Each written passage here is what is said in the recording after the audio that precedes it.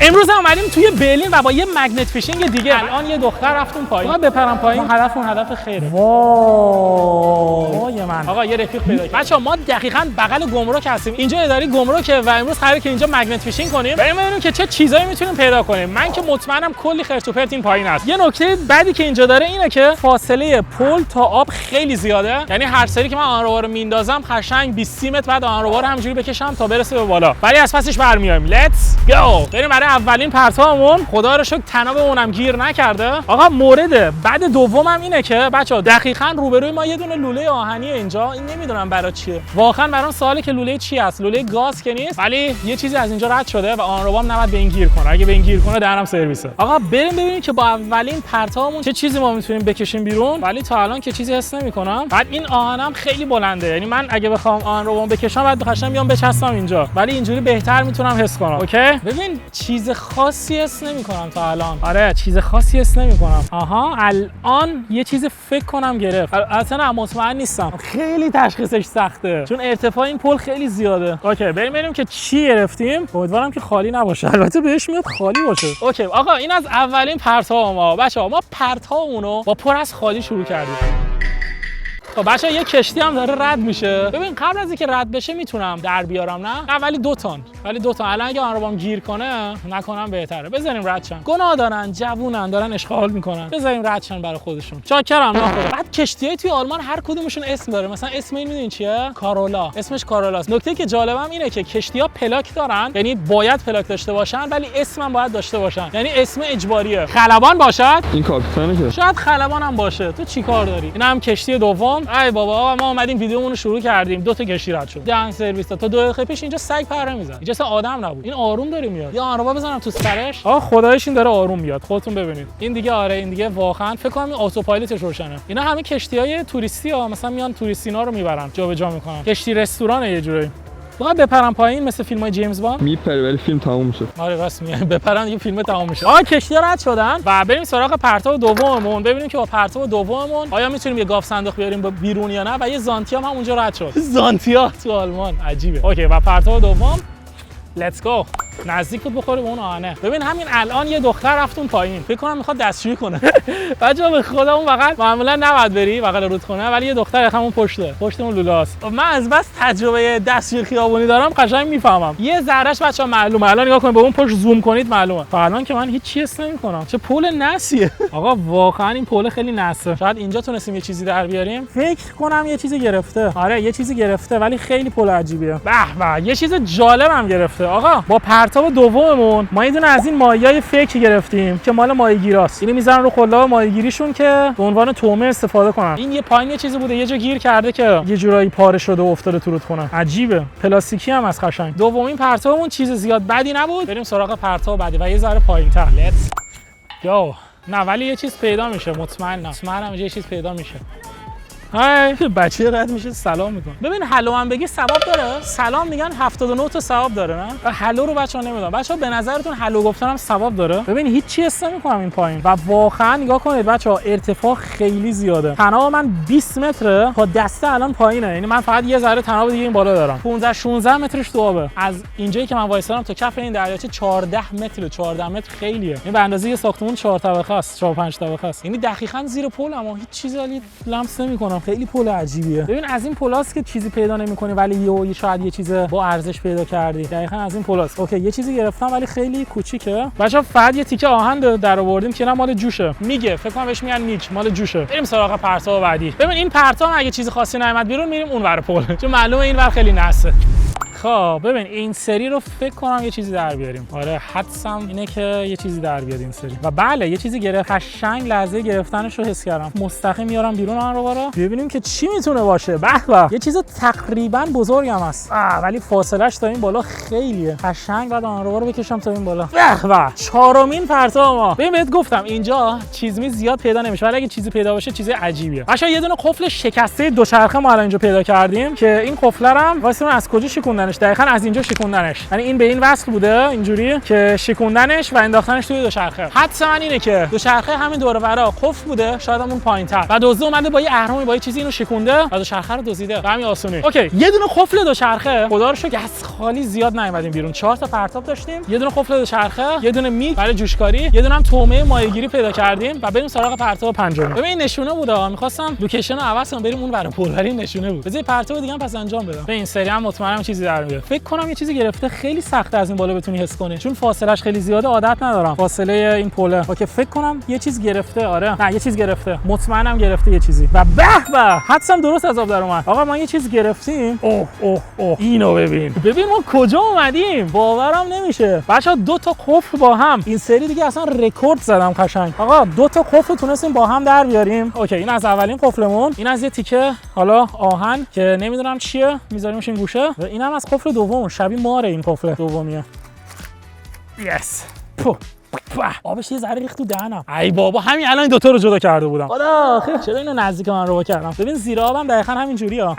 بچه‌ها اینم زنجیری خیلی بد میچسبه به من رو. یعنی بعد آروم آروم جداش کنید. الان پایین چسبید. بچه‌ها شما فرض کنید مثلا این قفله اینجوری کف رودخونه است. خب بعد من آنروبام مثلا از اینجا رد میشه، اینجا آنروبامه، بعد من از بالا پل دارم میکشم. نگاه اینجوری رد میشه خب و اینجوری میگیرتش، بعد میارمش بالا. یعنی قدرت آنروبا این قدره. اوکی حالا برای بار 20 بعد اینو جدا کنم. اینم از قفلایی که ما این سری پیدا کردیم. بچه این اولین قفلمونه که این از اینجا شکسته شده. آره قشنگ معلومه این از اینجا شکسته شده و انداختنش توی رودخونه. و اینم از قفل دوممونه که اینو کلا اومدن زنجیرشو پوکوندن. یعنی قشنگ گرفتن زنجیرشو با یه چیزی پوکوندن که زنجیرش هم فکر کنم آره اینجوری وصل بوده و اینم انداختن توی رودخونه. اینو دیگه کلا زنجیرشو بریدن، خود قفل اصلا دست نزدن. اوکی تا الان 3 تا قفل تونستیم پیدا کنیم و 3 تاشم توی محلی بود. احساس می‌کنم که یه دوز 5 6 تا قفل داشته، همه رو یه جا انداخته پایین. امکانش خیلی زیاده. نکته جالبم اینه که ما این قفلا رو پیدا می‌کنیم، من بهتون قول میدم قفلا همه دزدیان ولی هیچ کاری نمی‌تونیم بکنیم. به پلیس هم زنگ بزنیم بهت می‌خندن. میگن من با این قفل چیکار کنم؟ برم تست دی ان ای ازش بگیرم، کسی که نمرده. بریم سراغ پرتاب بعدی. Let's go. این سری هم حدس میزنم قفل بیاریم بیرون. اومدیم قشنگ سر یه پاتوق یه دوز، یه گاف صندوق بیاریم بیرون خوب میشه. قشنگ وقتی که یه قفلی رو میگیره آنروبا، اون صدای گرفتنش میاد. یعنی صداش نمیاد، حس میکنی یه جوریه. ولی خب آنروبا ضربه میزنه، ولی این سری هیچ ضربه‌ای نزد. یعنی اگه چیزی گرفته، چیز کوچیکی بوده. اوکی یه تیکه آهنه، شبیه عین سگ میمونه. ولی یه تیکه آهنه. به ببین چقدر آبجو رو کشتیه، خدایی چقدر آبجو رو کشتی بود. یه آهنگ هم گذاشتن، حال میکنن ها. دلم خواست. البته نوشابه، آبجو نه، آبجو حرام. بریم سراغ پرتاب بعدی. یه ذره راست‌تر مطمئنم قفلم هست، حواست باشه. و نزدیک آهنه بوده. آقا بریم که این سری چی در میاد. مطمئنم این سری چیز میارم بیرون. آره این سری خدایش حس خیلی خوبی دارم، این سری مطمئنم. ریدم تو حسم، نه چیز خاصی حس نمی‌کنم ولی یه چیزی در میاد، یه حسی بهم میگه چیزی در میاد. آقا یه قفل دیگه بگیر دیگه. آره نه یه چیز گرفتم. آره بچه‌ها یه چیز گرفتم. آنروبام یک کوچولو سنگین‌تر شده، شاید اینم یه قفل باشه. خب بچه‌ها به حال کردی، گفتم حدس می‌زنم یه چیزی گرفتم. بچه‌ها بازم یه قفل دوچرخه است که این معلومه که خیلی وقت این پایین بوده و اینم دزدیه. آره اینم کاملا معلومه که دزدی. از اینجا بریدنش انداختنش توی رودخونه. از این قفله کوچیک هم بوده و کدی بوده، مال دوچرخه است. چهارمین قفلیه که پیدا کردیم. فیت شتوک. Willst du werfen? Okay, aber warte, ich zeig dir. Da musst du von hier halten. Griff, so. Und dann die Richtung und nicht zu viel. Und hier aufpassen, weil du von oben, okay? Da auch nicht, nur geradeaus. آقا میخواد بندازه. واسمش. آقا یه رفیق پیدا کردم. رید. گود، زیر گود. رید بچه‌ها واقعا رید. آقا یه رفیق پیدا کردیم. بچه‌ها مردا اینجوری دوست پیدا میکنن ها. بچه‌ها اسمش هم میله است. فکر کنم میله بیاره بیرون این سری. خدایش اسمش هم به مگنت فیشینگ میاد. به خدا میاد اسمش میله. لانگزام. آقا ببینیم که چی در میاره. آروم. تا الان که من هیچی نمیبینم. ای بابا گند زد. یا 5 cent. Ja. 5 Cent habe ich. Behalte als Erinnerung dann. Wir sind von der Polizei, wir haben Auftrag. So. Ja, wir haben jetzt 4 Fahrradschlosser und wir haben gehört, hier gab es so letzte Woche, das ist alles für Dokumentation bei Polizei. Wir haben gehört, letzte Woche hat jemand hier einen Tresor reingeworfen. alles klar، شنام. خب بچه‌ها خیلی بد ایستگاهش گرفتم. گفتم ما از طرف پلیسیم. اینجا هفته پیش گاف صندوق انداختن و اومدیم درش بیاریم. حاجی میله رو خیلی بد چیزش کردم. آقا بریم برای پرتاب بعدی. خدایش بچه‌ها تو کامنت بنویسید من بهتر انداختم یا میله. فکر کنم میله بهتر انداخت. چیزی نیست. یا خدا آقا این سری من بعد یه چیز در بیارم ضایع نشم. خدایا جان منو ضایع نکن. زن و بچه دارم. تا بچه که ندارم، زن دارم. اون کافیه دیگه. گربه‌ام حساب میشه دیگه از بچه. آره بچه‌م پس دارم. این چرا نمیره این دوستمون. یه چیزی گرفتم. آقا خدایش یه چیزی گرفتم. آره آره بچا خدایش یه چیزی گرفتم. خدایا شکرت. میله کوکمن. بچا به میله گفتم بیا. میله پیدا کردم. Ja, von einer Gebäude so. Keine Tonne kann er hochheben. Ja, danke. Mit dir auch. Gib mal Faust. Danke. Ich bin Nein. auch vom Baustelle. Alles gut. Wir sehen uns, ja? خداییش رفاقت مردا اینجوریه. 2 دقیقه بعد با هم دوست شدیم. شب می‌خواستم دعوتش کنم خونه. اوکی بریم برای فردا بعدی. خداییش جذاب شد. تا الان 4 تا قفل دوچرخه در آوردیم. دیگه ببین چیز دیگه ای در نیاوردیم که دیگه زیاد باشه. یه دونه میله، 4 تا قفل دوچرخه، یه دونه چیزای ماهیگیری. ولی 4 تا قفل دوچرخه با هم دیگه واقعا رکورد بود. چیزی حس نمی‌کنم تا الان، ولی مطمئنم بازم این پایین یه چیزی هست. مطمئنم بازم یه چیزی این پایین هست. ببین فکر کنم یه قفل دیگه در بیاریم. خب الان دیگه فکر کنم میلم رفته. هیچ چیزی هم در نیاوردیم. اوکی. خب به به. اینم از پرتاب بعدیمون. دوباره یه تیکه آهن کوچیک. بریم یه پرتاب دیگه انجام بدیم یه ذره راست‌تر. یعنی جایی که ما اون 2 تا قفل در آوردیم، ببینیم که از این ور چی در میاد. فکر کنم اینجا در بیاد. آره این سری خالی نمیاد بیرون. این سری یه چیزی در میاد. تا الان در حضور میله یه دونه میله در نیاورده بودم. من هیچی حس نمی‌کنم. عجیبه. ولی فکر کنم دیگه قفلامون تموم شد. اوکی قفلای ما دیگه تمام شد. بعد یه تیکه آهن کوچیک در آوردیم. آقا ما بریم سراغ پرتاب بعدیمون. ببینیم که اوه خیلی نزدیک اون آهن بود. آره بریم ببینیم که این سری چی میتونیم از اینجا در بیاریم. ببین تا الان که یه میله و 4 تا قفل در آوردیم. این سری مطمئنم یه چیز دیگه هم در میاد. حسم به اینجا یه ذره مثبته. آره با هیچی نگرفت فکر کنم. نه یه چیز گرفت. وای تو همون تایمی که گفتم هیچی نگرفت یه چیز گرفت. بچه‌ها چیزی هم که گرفته دقیقاً همین پایین بود. وای اینو وای من میدونم چیه. ببین با یه نگاه بهت میگم چیه. با یه نگاه فهمیدم چیه. وای من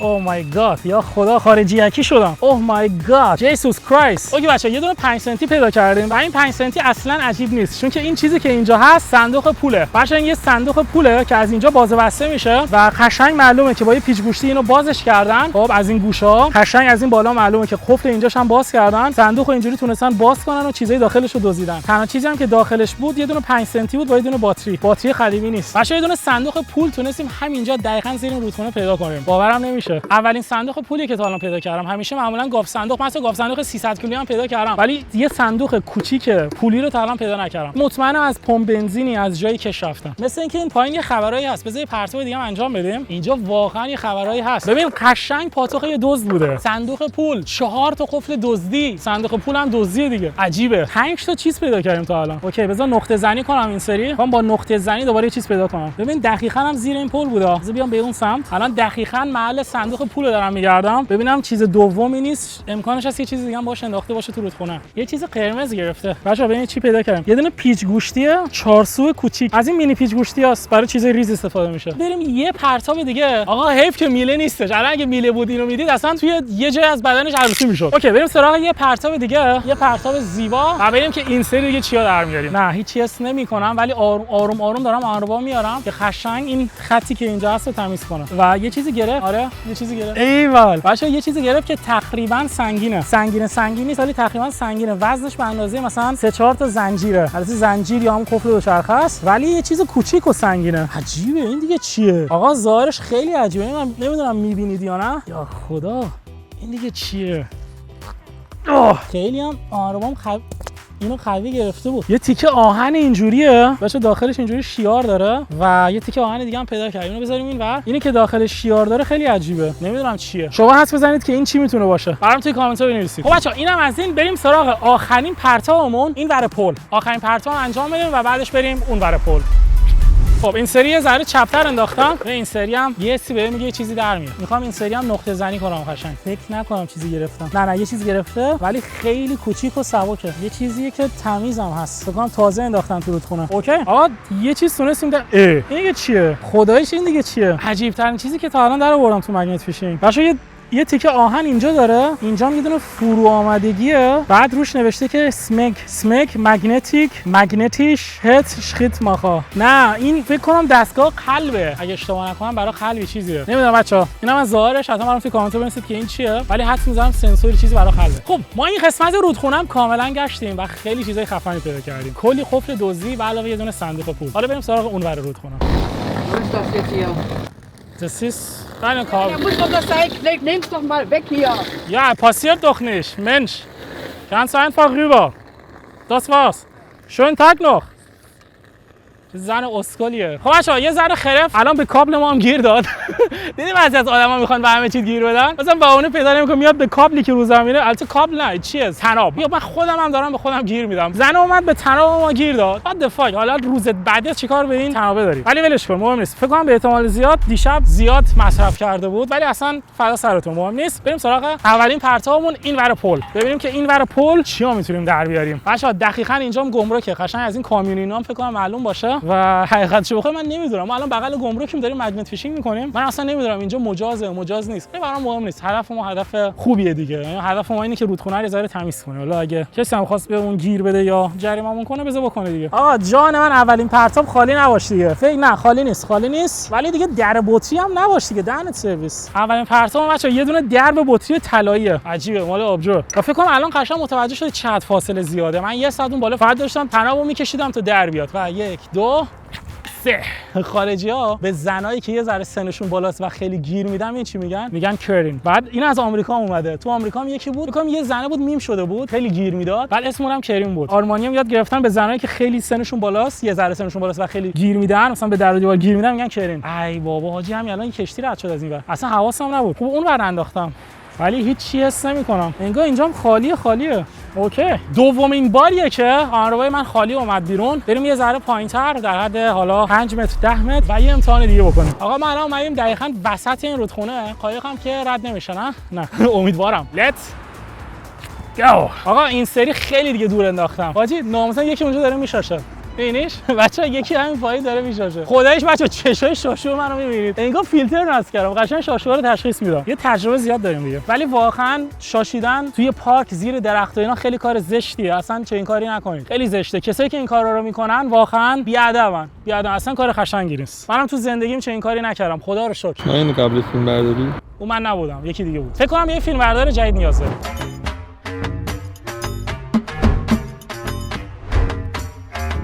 آقا بریم که این سری چی پیدا می‌کنیم. ببین آهنربام که تا الان چیز خاصی ندیده. من فکر کنم چون که نزدیک به گمرکیم قشنگ اینجا رو تمیز کردن. حتی چه ربطی داره؟ سری ما هیچ چیزی نتونستیم پیدا کنیم. فقط یکی که آهن کوچیک. اینجا یه تابلویی که میگن لنگر نندازی، چون که اینجا مال گمرکه. معمولا میان بار خالی میکنن و میبرن، بار میزنن و خالی میکنن. واسه همین کشتی‌ها نباید اینجا وایسن. ببینم فکر کنم یه چیزی گرفتم. آره یه چیزی گرفت. آهنربام چیزی گرفت ولی زیاد سنگین نیست خدا رو شکر. حدسم رو قفله یا اینکه یه میله چیزیه. خب پیچ گوشتیه.